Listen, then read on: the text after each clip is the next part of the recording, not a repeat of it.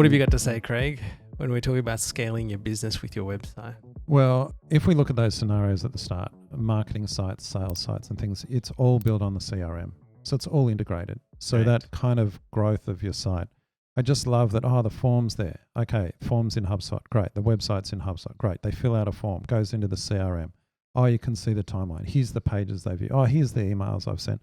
Like, that's a business process, all working in HubSpot.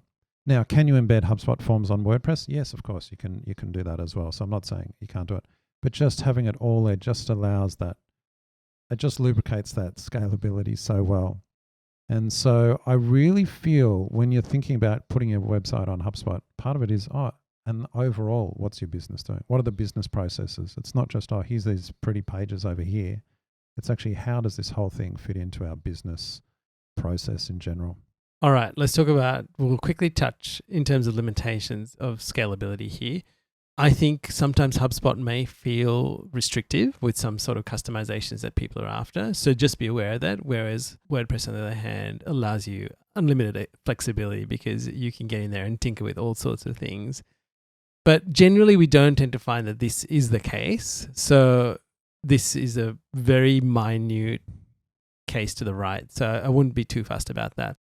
Just with those limitations, it's really, it's limited if you're trying to make it fit a scenario where it's not a fit. Correct. So just go back to the scenarios at the start. Yeah. And those migrating websites, yeah, we've kind of covered that, haven't we? We kind of covered migration. But I do want to say one thing, right? People will say, can I take my HubSpot website and go somewhere else? No, you can't, right?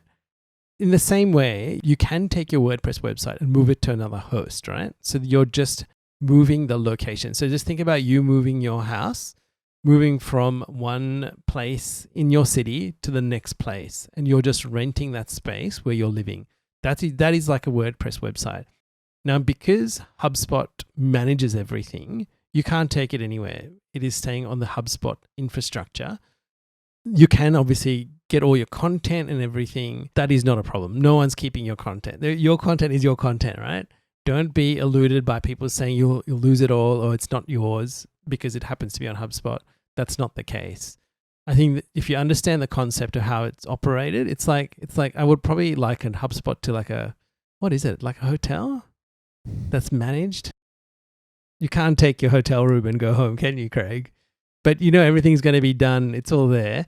And so that's probably what I'm going to liken it to. So don't be too fussed about that in terms of migration. This is probably not more about migration. It's about moving things around. Just be aware that's what's going to happen. If I think about the common objections to HubSpot that come up, I have heard that come up. You're locked into HubSpot. They get you with everything. You've got marketing, you've got sales, you've got your website. They've locked you in. And I'm not sure if that's a bug or that's a feature. Right. I guess it depends the perspective you come from. The thing is, we tried really hard to avoid referencing the term AI in this episode. I really wanted to avoid AI, right? But I will say some of the AI tools that are coming, I just feel this whole migrating and taking my content elsewhere is just not going to be an issue in a couple of, maybe a year or two. I don't know how quickly it'll happen to be, but we've all seen those demos of tools where you just put in the URL of a website and it basically builds it for you pixel perfect in some other system or straight as HTML and it takes everything. I think they're only going to get better. Yeah. And I'm pretty sure most of the platforms will be building those tools that do these migrations because they know it's just an easy way to pull you over. And I think it'll happen both ways. Correct. Pretty sure HubSpot will build their own tool that just pulls it from somewhere else and sets it all up.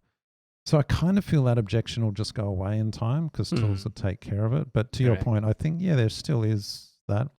Is it a valid objection? Maybe. I think it depends on your scenario. But like we said earlier, migrations often when you're doing a new website refresh project every couple of years, you're totally rethinking it anyway. So it's not that you're building it from scratch, but you are kind of rethinking it. And so this whole just take it is not really a compelling feature anyway.